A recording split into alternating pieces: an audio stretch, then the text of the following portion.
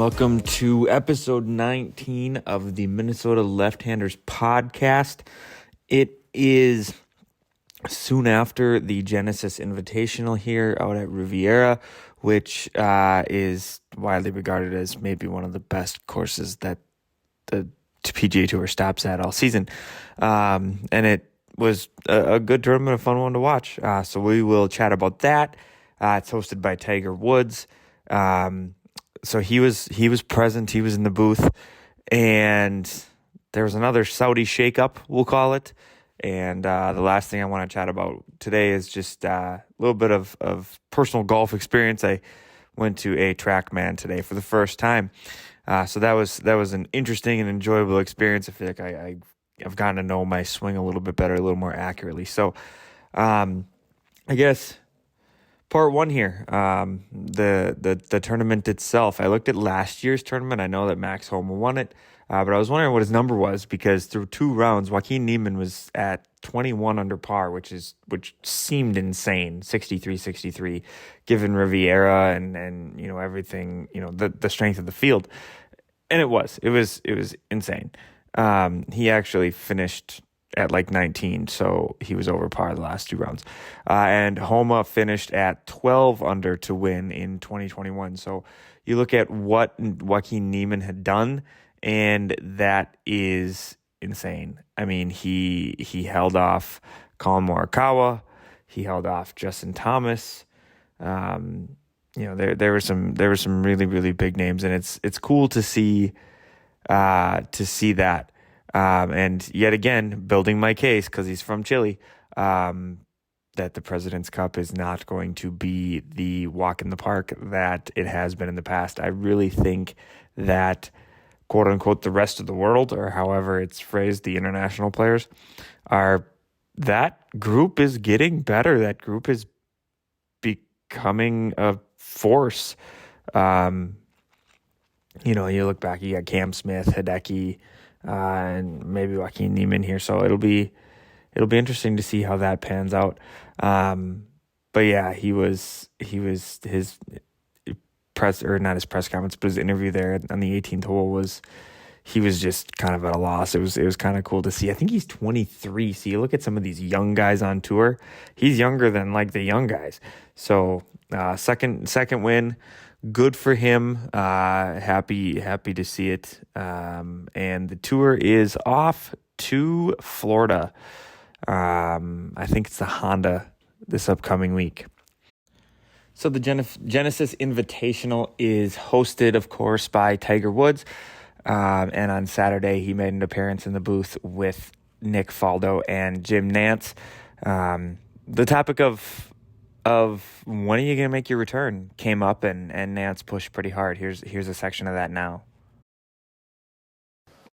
Fair to say, though, we'll see you on the PGA Tour in 2022? You will see me on the PGA Tour. I just don't know when.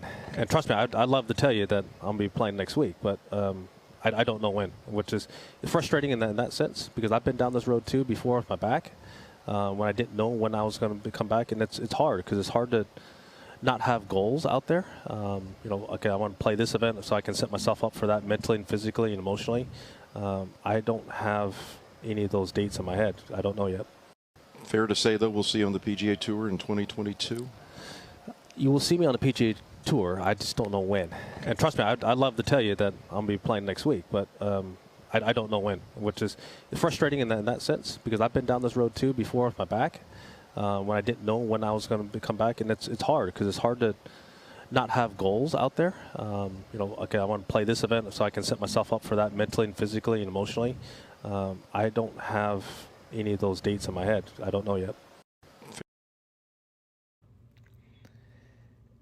And so here we see that Tiger was very much non-committal. He didn't want to say, I think at one point he said, I'd love to be able to tell you that it's next week, but I can't. I don't know. And that's just kind of been Tiger's MO. Do we take him at his word? Do we start to speculate? Is it Augusta? Is it a flatter course like St. Andrews at the Open Championship this year? Because he talked about being able to walk and all of these things. But at the same time, let's flash back to December for his press conference for one of the other, maybe just the other tournament that he's a host of, the Hero World Challenge, where he said, look, I don't know, guys. Like, the outlook was pretty grim. He said he's happy to go out and play a little bit, but he's not sure that he's going to play at tour level again. And then it was that weekend that videos started to emerge on Instagram and some of these videos that, were taken on cell phones of him hitting balls on the range, and he looked like the old Tiger. Now, he is talking about, hitting balls is not the problem. It's the walking, and we're starting to kind of see what he meant by that when he said that back in December. But it's important also to keep in mind here that just weeks later after that, he played in the PNC. Granted, again, this would be that hit and giggle he mentioned. He was in a cart. It was 2 rounds. It was a perfect way for the golf world to see Tiger Woods. And so when we look at what he's saying here at the Genesis, it's not unreasonable to say that he might be farther along than he says he is, and we might see him sooner. This is not to speculate that it'll be the Masters, or I can't imagine it'll be Bay Hill. I mean, obviously that's the place he's won a lot, but I can't imagine it'll be there. Just seems like it's maybe too soon.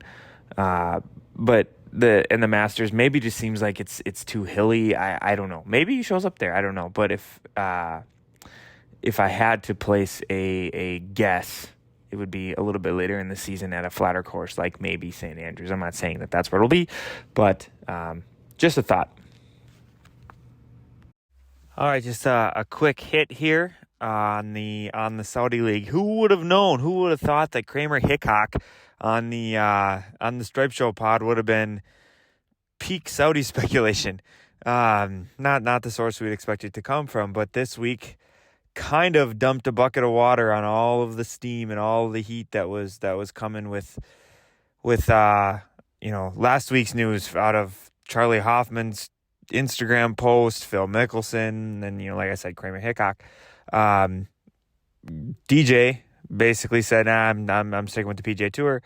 And Bryson, in the most convoluted Bryson-esque, smug possible way, just try to look for more adjectives there, but that was the cleanest ones I could come up with. Said, I guess since the best players are playing on the PGA Tour, I'll stay too. Reading between the lines, that's what I got. He said it, in a few different words, but basically it seemed like, if the other thing you could read between the lines is, I wanted to go to the Saudi Tour where all the money was, but I'm not going to play against anyone who's anyone at this point, so I guess I'll stay at the PGA Tour.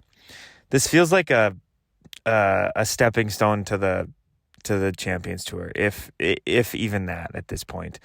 If the names that haven't cleared themselves, the Dustin Johnsons, the Bryson DeChambeaus, if the other names that are still there are on the table, we're talking about like Lee Westwood and Adam Scott and like Ian Poulter. Like, nobody cares. That's not drawing eyeballs.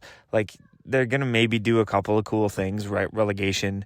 I hope. That's a really cool thing that I think the PGA Tour should have. But anyway, the 54-hole event, the team event, just those couple of things. But it's not going to matter if the talent isn't worth watching. And so I do believe that the Saudi Tour is the Super Golf League, the Saudi Golf League, whatever it's called, is, if not now, will be soon dead in the water. On a personal note, I went to a simulator today that uses Trackman. I hadn't been to one that uses the Trackman system before. And first of all, way more accurate than any other simulator I've been to that didn't use Trackman, used some other system. And second of all, I love the numbers it spits out. I think that it's pretty cool that you can just create an account. I'll send it to you. That it records video of your swing as you swing, so you get real-time feedback in that way. Worked specifically on shortening my backswing and keeping track of spin rates today. That was kind of the main goal. I got a new driver in the fall, and which is a terrible time for a Minnesotan to get a new driver because I've been just itching to hit it.